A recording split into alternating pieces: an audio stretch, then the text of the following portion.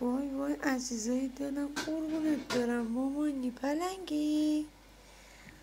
مامان از خود گذشتگی میکنی؟ نینیت بخوره؟ بیا پلنگی بیا ماما. پلنگ بیا ماما. بیا غذا هست. قربونت برم مادر بچه همیشه مادره. الکی عده خوردن غذا رو در میاره که این گوشتاشو بخوره. ای جانم ماما